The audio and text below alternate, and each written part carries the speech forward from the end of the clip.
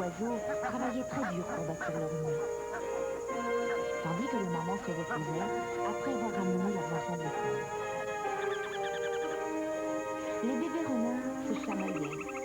Et le bec cassé regardait les nonnettes qui se lamentaient parce que leur nid était toujours aussi vide. Pourquoi êtes-vous si désespérés demanda le sperme blanc. Oh, nous n'avons pas de chance cette année, nous n'arrivons pas à avoir d'enfants. Mais la fée maléfique, qui avait pris l'apparence de la gentille mine, leur dit « Écoutez-moi, et vous aurez des enfants. »« Tais-toi, vieille sorcière, lui répondit l'oiseau. Si vous voulez des œufs, ne construisez plus vos nids par terre. » Alors, dis-nous ce qu'il faut faire, demandèrent les nonnettes. La fée maléfique, qui était la plus méchante du monde, jeta alors un sort sur les nonnettes qui étaient trop confiantes et ne s'étaient pas méfiées. Installez vos nids tout en haut des falaises, face au soleil, et vous aurez des enfants. Pleines d'espoir, les nonnettes s'envolèrent vers le royaume des 9 montagnes. Nous sommes encore si faibles. Le soleil va nous redonner des forces et nous aurons de jolis œufs. « Fée maléfique !» cria Merlin très en colère. « Ton pouvoir est plus grand que le mien. Les nonnettes vont construire leur nid en haut des falaises, mais tu ne toucheras pas à une plume des petits. J'empêcherai le massacre. » Et les nonnettes aperçurent de belles et grandes montagnes qui se dressaient près de la mer. De grandes montagnes avec plein de falaises. Elles n'auraient que l'embarras du choix. Elles en trouvèrent une, très haute et très escarpée, qui était merveilleusement orientée vers le soleil. « Oh, c'est vraiment très haut, je ne suis pas rassurée. »« Vous êtes stupide !» ricana la fée maléfique. « Vos enfants mourront. »« Oh, vieille sorcière !» cria Merlin. « Regarde-moi bien. La fée Viviane, qui a un pouvoir encore plus grand que le tien, m'a donné de jolies plumes noires et blanches. Les nonnettes sont sous ma protection. Il ne peut rien leur arriver. »« Vous pouvez faire vos nids, dit Merlin. » Mais il n'y avait pas de brindilles ni d'herbes sèches sur la falaise. Alors, avec leurs plumes, les nonnettes construisirent les nids les plus doux du monde. Le grand jour arriva enfin. Les nonnettes avaient pondu des œufs. Il n'y en avait jamais eu autant, c'était un vrai miracle. Et pourtant, une terrible menace planait. Dès leur naissance, les poussins devraient s'envoler. Car la fée maléfique avait aussi interdit à leurs parents de les nourrir.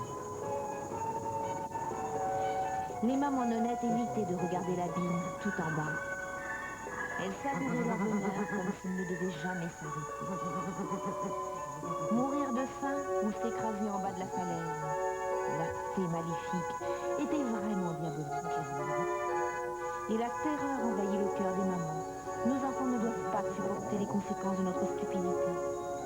Merlin, bien sûr, essayait de son mieux de rassurer les mamans folles d'angoisse. Ayez confiance, tout se passera bien. J'ai entouré la falaise d'un filet invisible. Vos petits ne craignent rien. Mais ils n'oseront jamais s'envoler, dit une maman. Ils vont avoir très peur, dit une autre maman. Cette falaise est si haute et les rochers pointus sont si redoutables. Comme nous avons été folles de faire confiance à cette maudite lémine. Merlin, où est ton filet? On ne le voit pas. Et Merlin ouvrit grand ses ailes pour montrer au bébé comment voler. Mais ils n'avaient pas du tout envie d'apprendre, ils préféraient rester auprès de leur maman. Merlin avait plus d'un tour dans son sac. Les enfants, dit Merlin, votre ventre gargouille, et en bas, il y a plein de bonnes choses à manger. Du chocolat chaud, des tartines et même des croissants. Regardez comme c'est facile de voler. Les ailes vers le haut, puis les ailes vers le bas, et hop, on recommence. C'est très facile de voler, dirent les papas nonnettes. Si vous n'y arrivez pas bien, nous serons là pour vous aider. Nous ferons la navette. Tout se passera bien, vous verrez. Mais les poussins n'étaient pas tranquilles du tout. Leurs ailes étaient si petites. Courage, les enfants, dit Merlin. Allez, je viens vous chercher. Je vous montre encore une fois. Les ailes vers le haut, les ailes vers le bas, les ailes vers le haut, et on recommence. C'est facile. Les papas neunettes, eux aussi, encourageaient leurs enfants. Mais les poussins avaient peur. Ils savaient bien qu'ils devraient s'envoler. Mais ils voulaient attendre encore un tout petit peu. Juste encore une toute petite minute. Alors les enfants, vous êtes encore là? Qu'attendez-vous? Cria Merlin d'un ton joyeux. Les renardeaux vont dévorer votre goûter. Oh non, dirent les poussins. Nous avons vraiment trop faim. Mais lequel d'entre eux allait se décider à sauter le premier? Les papas et les mamans encourageaient les petits qui tremblaient. Alors une maman s'envola pour montrer l'exemple.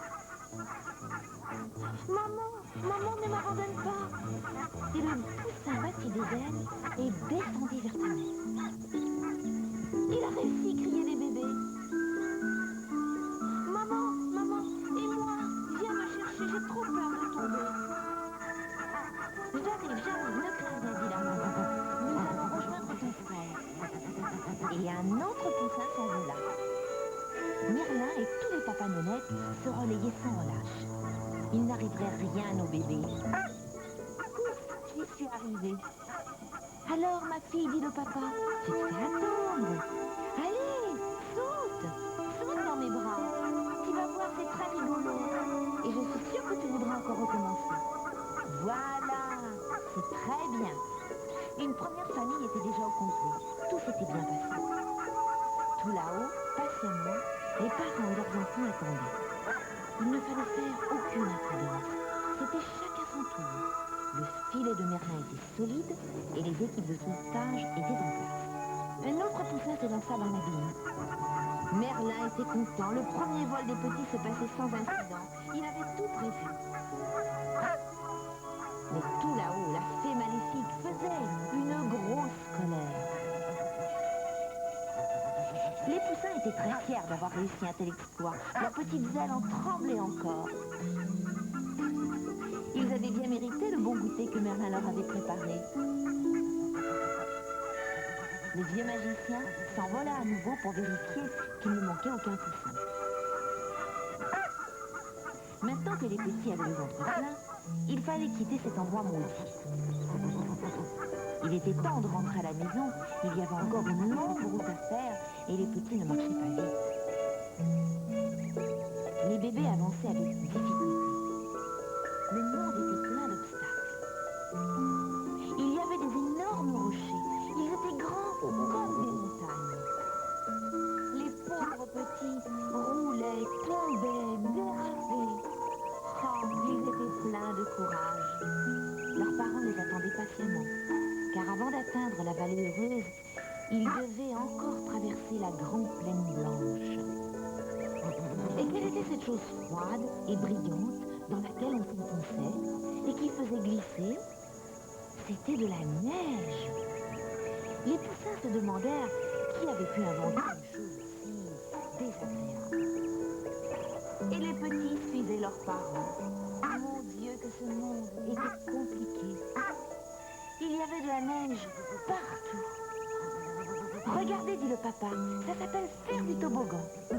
Tous les enfants adorent ça. Nous avons fait exprès de passer par là, ça va vous plaire. Quelle bonne idée! Nous venons, nous aussi. Après toutes ces émotions, les parents avaient bien envie de s'amuser, tandis que d'autres, plus sérieux, continuaient leur chemin. Merlin regardait les nonnettes s'éloigner. Lui aussi devait repartir. D'autres missions importantes l'attendaient, et il s'envola vers son grand château en Écosse.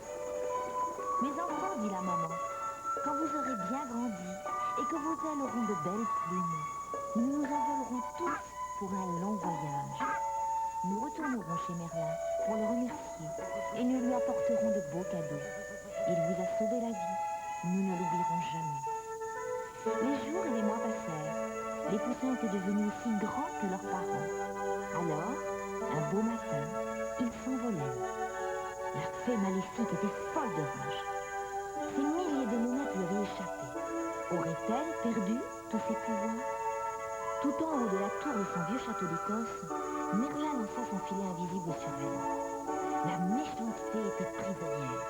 Et elle ne pourrait plus jamais faire de mal à personne.